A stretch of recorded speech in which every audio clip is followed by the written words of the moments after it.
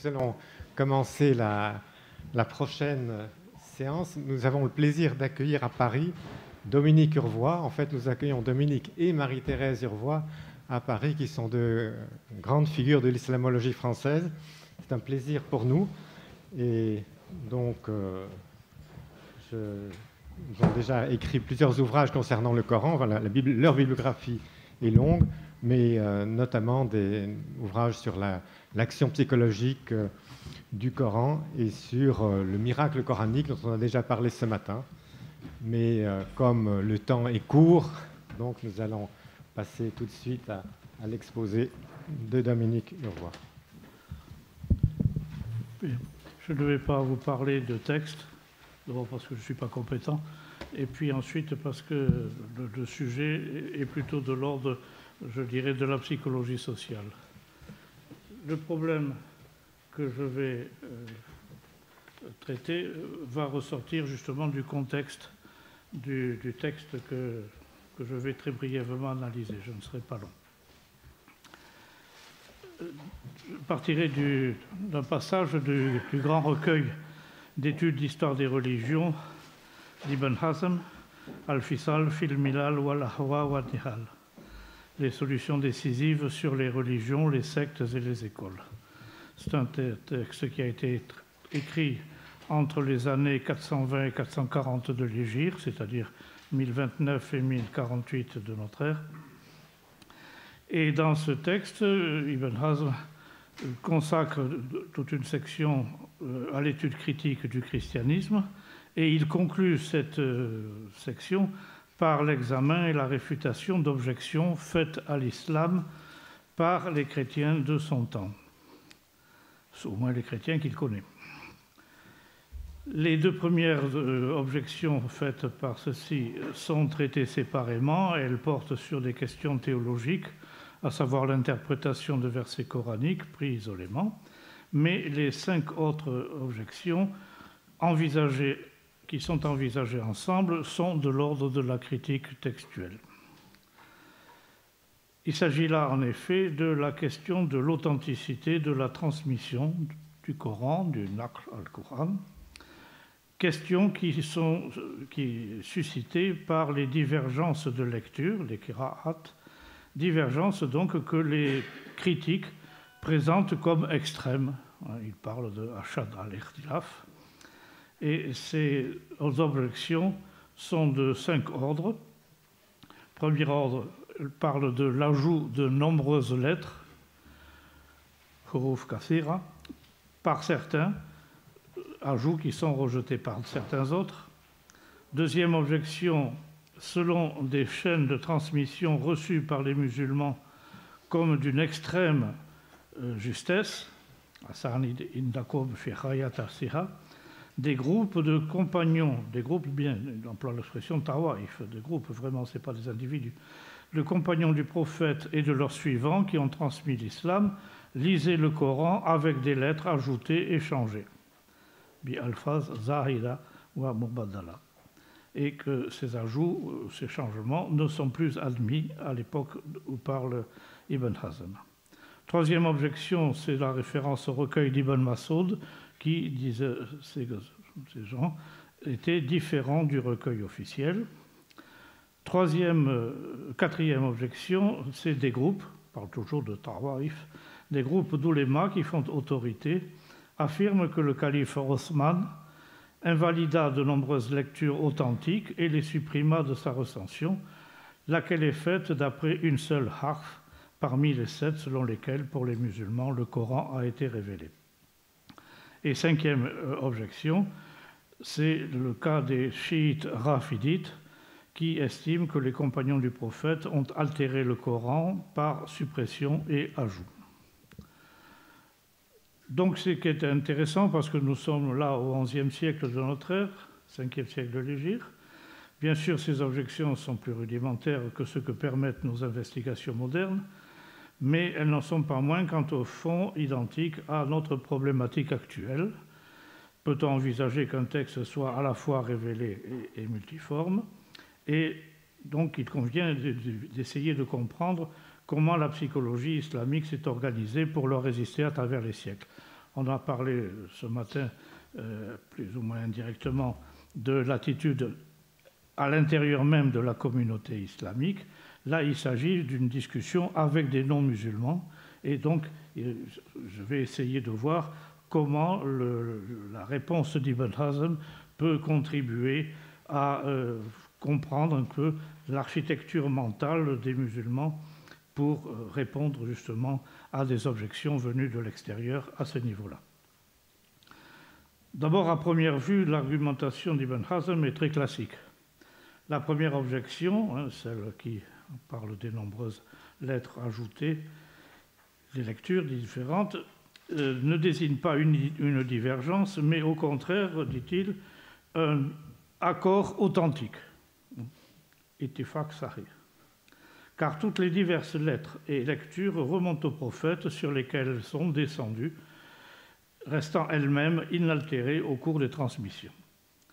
Pour la seconde objection, celle des chaînes de transmission qui parlent de groupes de compagnons du prophète qui seraient intervenus en quelque sorte, elle dit ce que dit Ibn Hazm dit, cette objection effectivement est vraie, mais les compagnons du prophète, après tout, bien sûr, on a beaucoup de vénération pour eux, mais on les considère comme infaillibles uniquement dans ce qu'ils transmettent des faits et gestes du prophète, et pas du tout sur leurs opinions personnelles.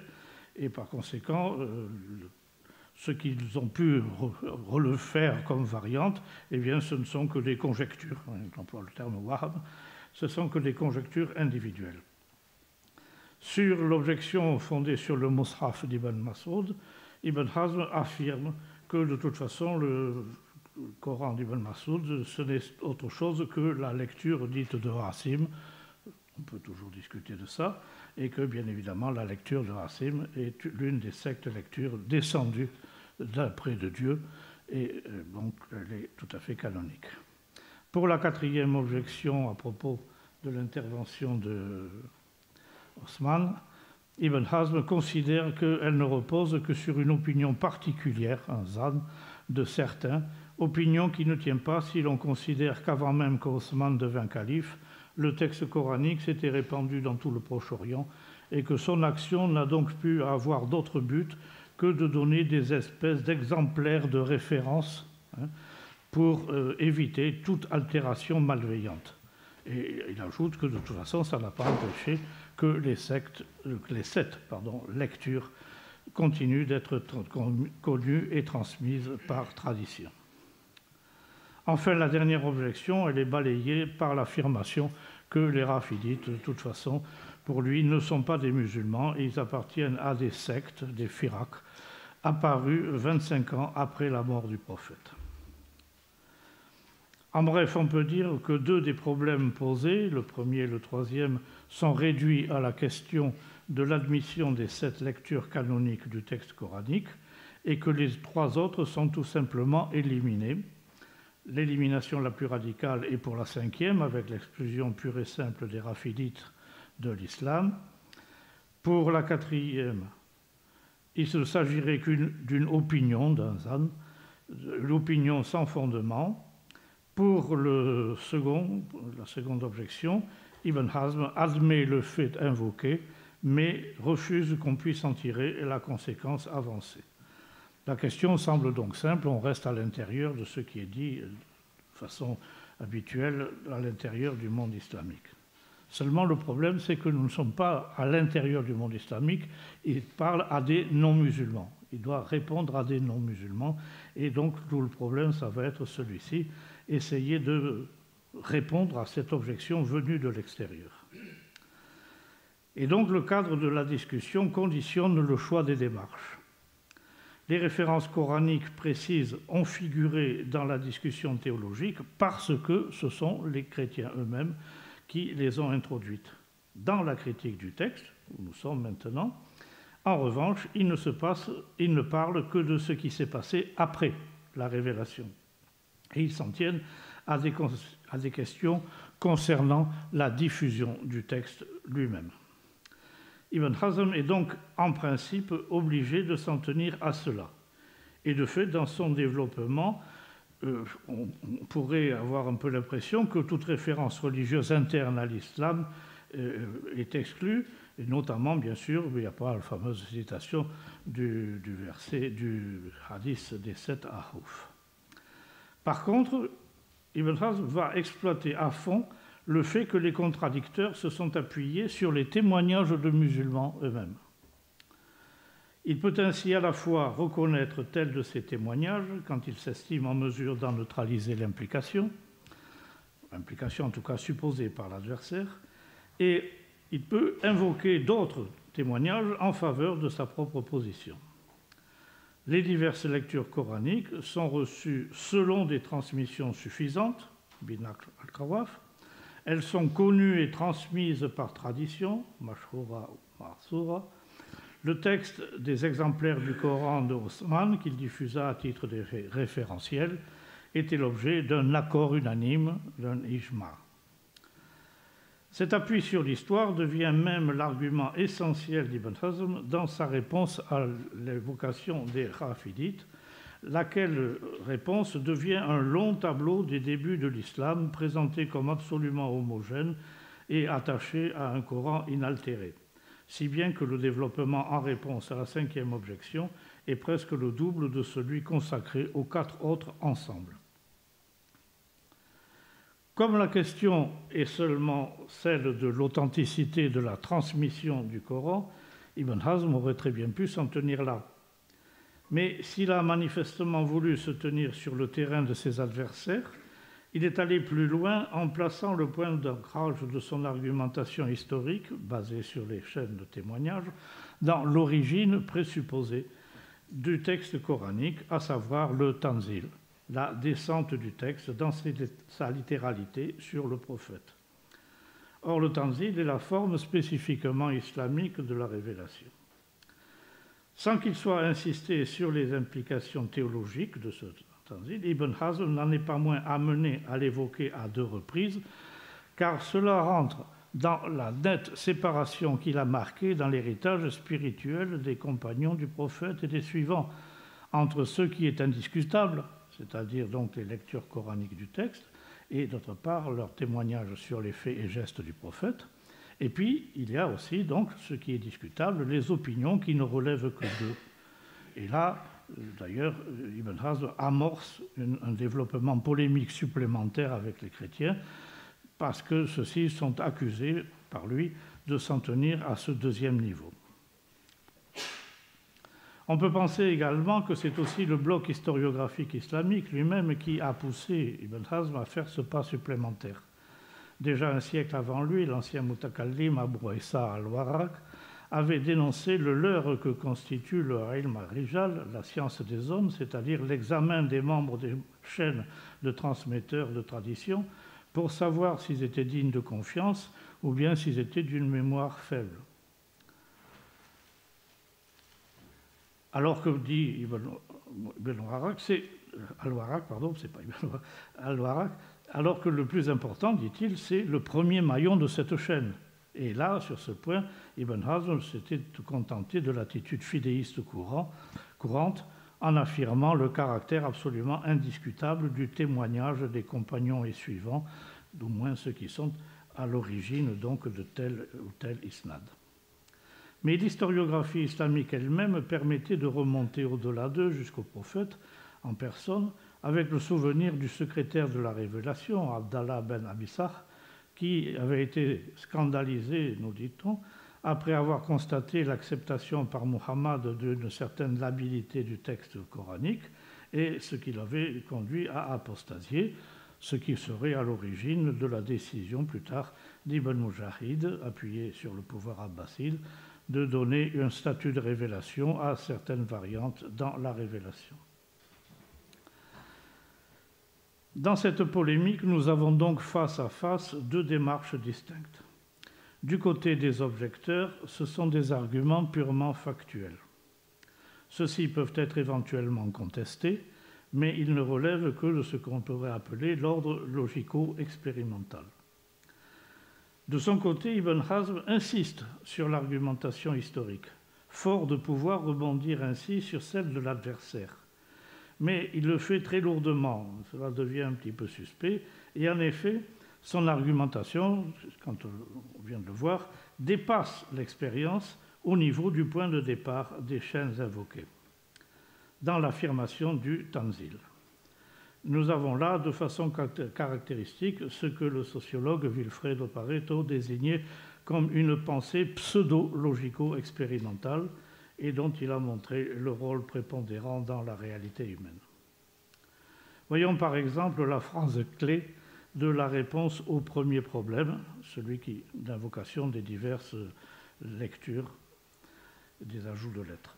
Toutes ces lettres, je cite, « toutes ces lettres et ces lectures remontent selon des transmissions suffisantes aux prophètes de Dieu sur qui elles sont toutes descendues. Et quelle que soit celle de ces lectures que nous suivons, elle est authentique, tout entière contenue, maintenue, connue, mahsoura, madouta, marlouma, sans ajout en elle ni diminution. » Je crois qu'ici aussi l'expression est révélatrice de la démarche. Le premier segment avance un argument factuel, les transmissions, et aurait pu s'arrêter après le mot prophète de Dieu. Mais ce mot a une charge émotionnelle qui contraint Ibn Hazm à faire intervenir un élément supplémentaire qui est le tanzil. Or, le tanzil dépasse l'expérience. Aussi se précipite-t-il, c'est très caractéristique, le deuxième segment de la phrase est tout à fait caractéristique de ce besoin de compenser en quelque sorte ce glissement, se précipite-t-il dans le second segment à multiplier les qualificatifs du texte pour renforcer le sentiment qu'on est bien dans l'ordre du logico-expérimental. Il s'agit clairement de présenter les traits d'une bonne démonstration, bien qu'en même temps, ce ne soit pas une véritable démonstration. On peut dire évidemment que la foi au tanzil est une donnée d'expérience pour le musulman, mais c'est une expérience subjective d'une toute autre nature que l'évocation de chaînes de témoins. Une telle expérience de foi est exclue dans le cadre de discussions avec des non-musulmans, car non transmissible en dehors de sa communauté. Aussi l'insistance de notre auteur sur le fait qu'il donne des preuves, burhan, claires comme le soleil, kawshams, sans ambiguïté pour quiconque, la ashkal fihi ala ahad minanas, cela apparaît plutôt comme une espèce de prospectus à usage interne pour sa propre communauté.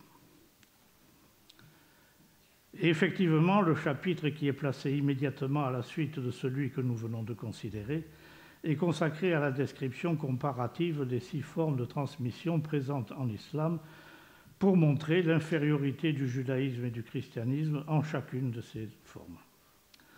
Or, ici aussi, on constate un glissement. Ibn Hazm invoque en premier le témoignage de, je cite, « les gens du Mashriq et du Maghreb, d'après leur rapport génération par génération, en quoi ne diffèrent ni musulmans, ni infidèles équitables et ne résistant pas à l'évidence. Kafir, munsif, ghair, muhannid, lil mushahada. » Qui ne résistent pas à l'évidence à propos de l'apparition de l'islam et de la diffusion de ses rites et prescriptions. Et là, à ce moment-là, il inclut subrepticement, je cite, les signes, les ayats, donc du prophète, tels que la lune fendue, l'invitation aux Juifs d'oser désirer la mort et le reste de ce qui se trouve dans le texte du Coran, le Nas du Coran, lu et transmis oralement, makro ou mankoul. Et à nouveau, là aussi, Ibn Hazm se rend un peu compte qu'il a débordé et il cherche à compenser ce dépassement en insistant très longuement sur la minutie de la science de critique du hadith, les 2 seules autres formes de transmission qu'admettent tous les musulmans, et en renchérissant sur le rigorisme du zahirisme, qui est sa propre doctrine, qui exclut 3 autres formes plus laxistes admises par une partie des musulmans, pour finalement finir sur un bref bilan de ce qui fait l'unanimité parmi eux. Ici, il ne fait plus référence au tanzil, mais uniquement au phénomène historique de la conversion convergente de tribus les plus diverses et souvent ennemies entre elles, convaincu par les signes, les ayats du prophète et ses miracles, ses mu'jizat. Un long passage apologétique sur les qualités humaines de Muhammad aboutit à la conclusion qu'elle prouve son caractère de prophète.